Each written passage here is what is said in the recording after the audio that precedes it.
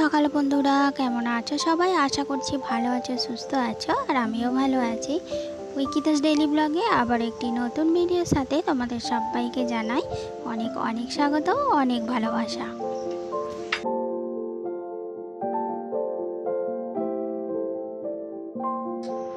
আজ হচ্ছে মঙ্গলবার আর এখন বাজছে সকাল 7টা। তো যারা মঙ্গলবার করো জ্যৈষ্ঠ মাসে তারা জানো যে আজকে জ্যৈষ্ঠ মাসের শেষ মঙ্গলবার, তার পুজো আজার ব্যাপার আছে। তো তার জন্য সকালে সমস্ত কাজ এক নিঃশ্বাসে সেরে নিয়ে এরপর আমি যাব হচ্ছে স্নানে।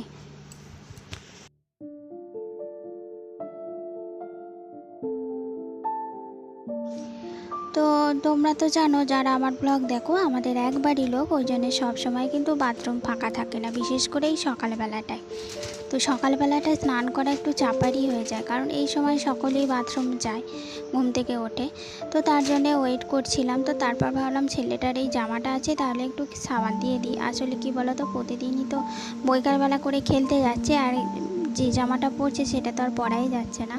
শুধু ওকে কেন বলবো, আমরা তো রান্না করছি, তো রান্না করতে করতে মানে যেটা রান্না করছি সেটা পরা যাচ্ছে না, পরেই কদিন তো এই অবস্থায় চলছে। তো যাই হোক, ব্রাশটাও সেরে নিলাম। অন্যদিন হলে স্নান করে ব্রাশ করি, কিন্তু আজকে ওই যে বললাম বাথরুম ফাঁকা নেই, তো তার জন্য এখনই ব্রাশটা সেরে ফেললাম। আর এখনও পর্যন্ত দেখছি কলে জলও রয়েছে।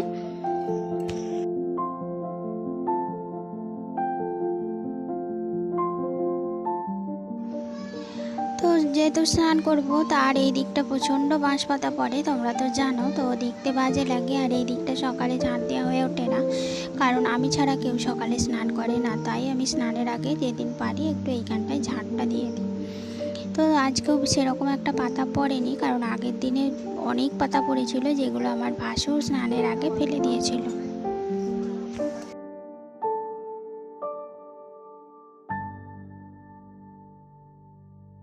আর এই কদিন যা গরম পড়েছে, সকালবেলাটা তবুও কাজ করতে ইচ্ছা করছে, কিন্তু এই বেলা হয়ে গেলে রান্নাঘরে ঢুকলে তো পুরো আবারও স্নান করে যাচ্ছে।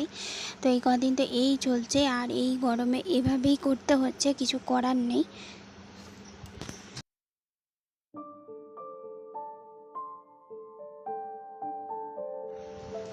আর আজকে কিন্তু খুব সুন্দর সময়ের মধ্যে সব কিছু করে ফেলেছি, মানে বিছানা তোলা, ঘর মোছা, যা কিছু থাকে, বাসন ধোয়া, সমস্ত কাজ কিন্তু সময়ের মধ্যে হয়ে গেছে। আর এরপর স্নানটা করে ঠাকুরের একটু জোগাড় করে দেবো বলতে একটু হেল্প করব। আর এই মঙ্গলবারে পুজোয় কিন্তু অনেকটা ঝামেলা থাকে।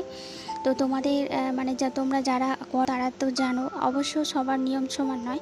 আমাদের এখানে কি বলো তো, যতজনা করবে ততজনা 17টা করে হচ্ছে দুব্ব, আর 17টা করে হচ্ছে চাল, মানে ধান খুঁটে চাল বার করতে হবে এরকম। তো আমরা 3 জনা আছি, তাহলে 3×17 51টা দুব্ব, আর 51টা হচ্ছে চাল খুঁড়তে হবে। তো এই পুজোটা দেওয়া একটু ঝামেলায় আছে। আবার অনেকে কাঁঠাল পাতা, বেল পাতা দেয়, কিন্তু আমার শাশুড়ি মা সেই কাঁঠালের নৌকো আর হচ্ছে যে বেল কাঠেরও নৌকো, কাঁঠালের নৌকো নয়, সরি, কাঁঠাল কাঠের নৌকো, বেল কাঠের নৌকো, এই দুটো বানিয়ে দিয়েছেন। তার জন্য কি বলো তো, ওই পাতাগুলো লাগে না।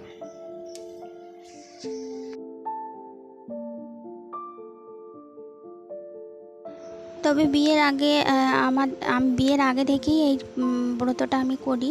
তো তখন আমার মায়ের ওটা ছিল না, তো তখন আমি সকালবেলা উঠে একটা বাড়ির ছাদে, মানে পাশের বাড়ির কাঁঠাল গাছটা আর কি, অন্য বাড়ির ছাদ থেকে লাগাল পাওয়া যেত। তো সেখান থেকে মানে প্রত্যেক মঙ্গলবারে গিয়ে তুলে আনতাম। তো যাই হোক, কিছু কিছু স্মৃতি মনে পড়ে যায়, আর বেশ ভালোও লাগে। চাইলেও হয় সেই সব মানে পুরোনো দিনে ফিরে যাওয়া যাবে না, তবে এগুলো ভাবলে বেশ মনটা কষ্টও হয়।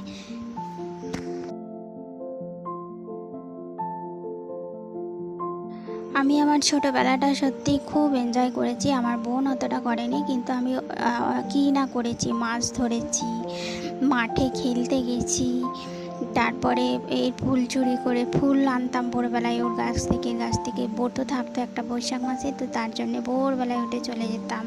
মানে সত্যিই ছোটোবেলাটাকে খুব এনজয় করেছি। ডাঙ্গুলি থেকে, গুলি থেকে কী না খেলেছি, কিতকিত খেলা, হ্যাঁ, অনেক কিছু খেলেছি। তো মাঝে মাঝে ওগুলো মনে পড়ে যায় আর খুব কষ্ট হয়। তো এ জন্মে আর এগুলো হবে না। আর কোনো জন্মে হবে কি না তারও ঠিক নেই। তো যাই হোক, এই যে আজকে যেহেতু উপোস, মানে যতক্ষণ না পুজো হবে কিছু খেতে পাবো না, তো তার জন্যে একটুখানি লেবু জল করে নিচ্ছি।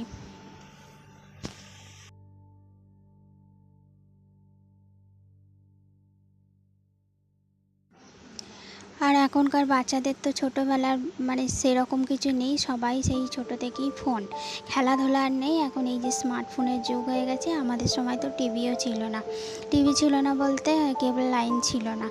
তো তখন আমরা এইভাবে খেলে ধুলেই সারাদিন সময় কেটে যেত। আর তারপর তো সন্ধ্যাবেলায় পড়াশোনা ছিল, হারিকেনের আলোতে পড়েছি।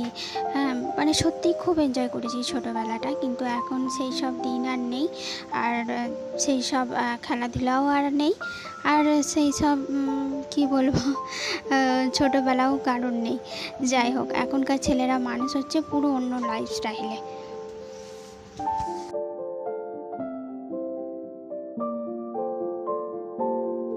তো ওদের লাইফস্টাইলটা দেখে আমারও মনটা খারাপ হয়ে যায় যে আমরা ছোটোবেলায় কত কিছু করেছি, আর ওরা এখন ঘরে বসে বসে শুধু ফোনে ঘেঁটে যাচ্ছে আর টিভি দেখে যাচ্ছে। আর এদিকে দেখো আমাদের মোরগটা কীভাবে চেঁচাচ্ছে। আরও একটা মোরগ আছে, সেটা এতটা ডাকে না, কিন্তু এটা ভীষণ বদমাইশি করে, একদম রান্নাঘর খুলে রাখলেই চলে আসে, এত বদমাইশি করে।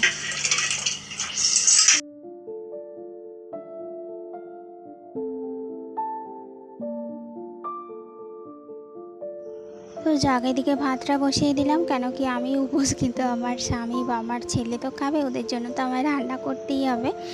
তো চলো ভাতটা এখন করে নিই। আর এদিকে পুকুরে মাছ সেরকম একটা ধরেনি, আমাদের এখানে জামাই ষষ্ঠীতে বা জামাই ষষ্ঠীর আগে পরে মাছটা ধরা হয় আর কি। তো আজকে সেরকম কিছু পাইনি, যেহেতু জামাই ষষ্ঠীর আগের দিন, তো পরের দিন আবার কীরকম কী পাই দেখা যায়।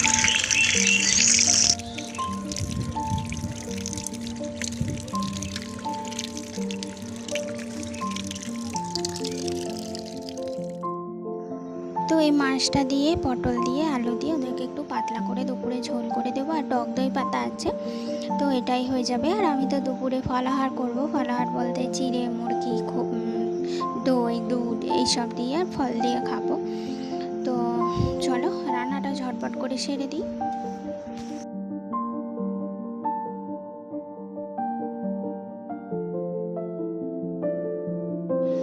তো তোমাদের বলা হয়নি যে সকাল থেকে কাজই দেখিয়ে যাচ্ছি, এর মাঝে কিন্তু আমাদের পুজো হয়ে গেছে। আর আমি জলখাবারে মানে পুজোর পর আমি হচ্ছে যে আলু ভাজা দিয়ে মুড়ি খেয়েছি, আর তারপর একটু চাও খেয়ে নিয়েছি। কারণ মুড়ি খেলি কেন জানি না, আমি মনে হয় যেন একটু চা খাই।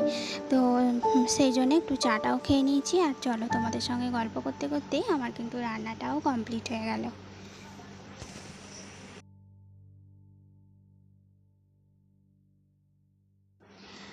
তাহলে বন্ধুরা, আমার ভিডিও যারা যারা তোমরা দেখছো, অনেকে নতুন আছো, পুরনো আছো, পুরনোদের তো অসংখ্য ধন্যবাদ প্রতি ব্লগেই জানাই। আর নতুনদেরও বলি, যদি আমার ভিডিও তোমাদের ভালো লেগে থাকে তাহলে প্লিজ অন্তত একটা লাইক করে দিও, আর লাইক করে আমার ছোট্ট পরিবারের পাশে থেকো।